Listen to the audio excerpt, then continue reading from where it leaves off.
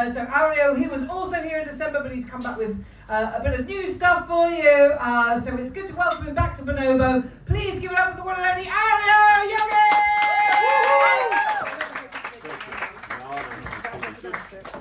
It's all good, it's all good. So yeah, I'm Aureo, and this is the 19th time I'm trying to make people laugh. But as Rachel just said, I did it 3 weeks ago, and now I'm supposed to do something completely different, which I don't remember by heart. And so if it's not gonna be funny, the funny parts I forgot. So I'll try my best. The first minute is gonna be the same, because I need to explain to you about the t-shirt.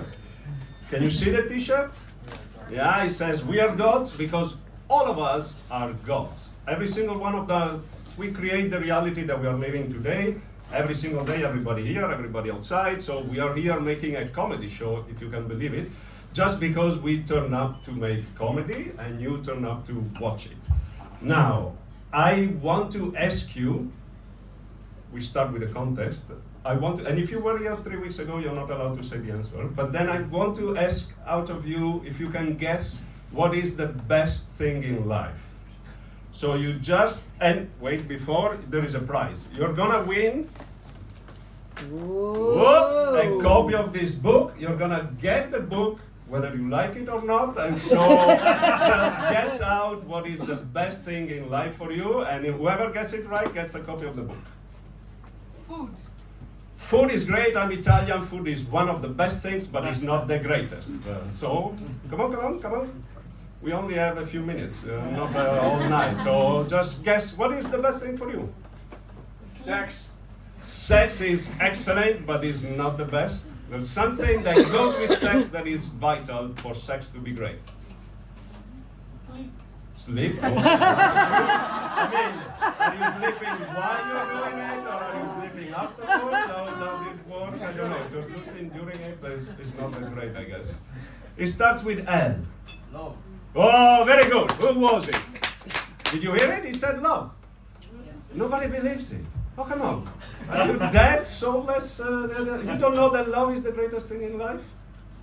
No. What is your name? Bjorn. Bjorn. So Bjorn knows that love is the greatest thing in life. You're gonna get a copy of the book at the end. I'm the guy that looks like the book, so it's easy to spot me at the end, and I'm gonna find you, and you're gonna get a signed copy. So now let's start with the new material. Last time that I was here, I spoke about the fact that love is the greatest thing in life, and I was speaking why do I believe that it is, and I was telling this story about the fact that I've been with my wife for 27 years. So that, thank you. It's not for everybody to be with somebody that long. But then after that show where I went on ranting about myself and my wife together for 27 years, quite a few people asked me, how do you do it? How can you stay with somebody for 27 years? Is that you make it sound so simple? And I said, yeah, it's simple because it's comedy. The truth is that it's very, very hard. It's not that easy to be with somebody for that long. It's actually a very hard thing. But then I've done many hard things in my life. I run marathons. I've run 34 marathons actually, to be precise. Yeah, thanks. These legs don't come for free. They need to build them up. And so I've run marathons. I've climbed mountains. And I even run marathons across mountains. So I did a lot of difficult stuff, hard stuff. But then for sure, being with my wife for 27 years is the hardest thing I've done in my life. And it's not because of her. I mean, it's really also very rewarding. As I said last time, I very much love her and she loves me, but it takes an effort to be together for that long. But you know how people do run marathons? The marathons are hard. Do people climb marathons? Because you get rewards out of it. So what is true is that the harder something is, the more pleasure you get out of it. And that is true not only for cocks. It's true for anything you do. That's true. Christina's, everybody likes a hard cock, I believe. And the harder it is, the better it is. And that's true for anything you do in life. And so even comedy is hard. And if it wasn't hard, everybody would be up here doing it. But then now, I want to move away from the fact that love helps in a long-term relationship, and I want to focus a bit more, because the society today push a bit people to have more short-term relationship and be together shorter times, and you know, all the dating apps. And I do think I hope that food was good.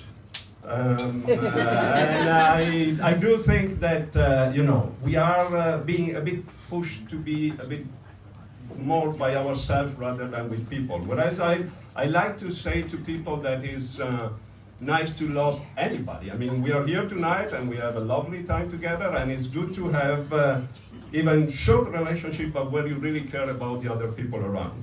And then I'm gonna do, because of that, I'm gonna do another small context. There's gonna be a different prize, which is better than the book. We are off with the book, and now the new context is about, I want just to see how many introverts are in the room tonight. Nobody. Everybody stayed at home because they're introverts. It's really, nobody classified themselves or identified themselves as an introvert here tonight? Yeah, you are. Yeah. Well done. So if you are the only introvert in the room, No. You don't believe you are, but then nobody else has the courage to say it. Is there any other introvert in the room? Is it only, what is your name? You're asking introverts to identify themselves. Yeah, exactly. That's what I'm trying to achieve here. That's exactly the point of this. That's why you get a better prize than the book. Because you are an introvert, identify yourself. Come on. Hello, I'm Kate and I'm an introvert. Well done, Katie. Yes.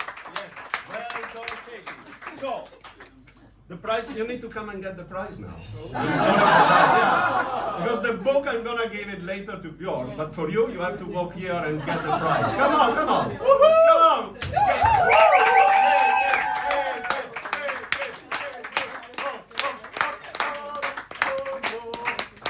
And really pushing you out of the comfort zone.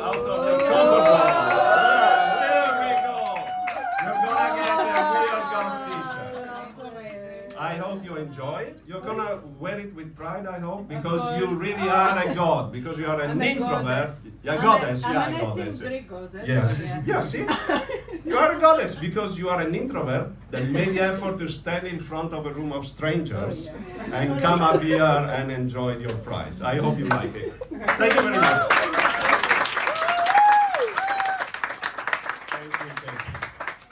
But now you see how people, I mean, somebody earlier was saying about how we divide the people, the world in categories, and indeed one of the most popular one today is introverts and extroverts, which I really don't believe in it. I mean, we don't even categorize gender anymore in two categories. It used to be boys and girls, and it's not boys and girls anymore, and also for introverts and extroverts, I don't think it's true. I think it was just somebody who hated people. It was somebody at home. One night he said, "Oh, I really hate people. I cannot stand them anymore. How do I get away with hating them?" And he said, "Okay, maybe I can come up with some peculiar words to identify the people that hate people, and then to identify the people that like people. I'm gonna call the people that hate people introverts." Yeah, introverts because they are into themselves and they only think about themselves and they are afraid of everybody else. And I'm going to call the others extroverts. And the extroverts, they really like people. They go out and they want to be with people even if people don't want to be with them. And so that's the two categories I'm going to create. And I'm going to sell this concept to all the corporate companies. They're going to push it down the throat of their own employees, and everybody's going to believe this. And I'm going to make a lot of money, and I'm going to be very, very rich. And then I can sit at home and hate people without being judged anymore. And that's how I will fulfill my life in the corporate world. And so I really believe it's just made up, and you shouldn't really fall for the trap of categorizing yourself as one only and an individual or an introvert or extrovert, and you should really invest in love and try to go out and meet people around you, because we are the only thing we have in this life. We people like this, well, that's why I'm saying we are gods. We create this now, and it's feeling good, and people are having fun just because we are here together. And being sitting at home on your own with a dog or a cat is not really living the life to the fullest. It takes an effort, just like being with somebody 27 years, it takes an effort, so make an effort to love the people around you. And I'm gonna leave you simply by saying that the day that I will be president of the world, I'll make sure that you can love anyone you want. Thank you very much.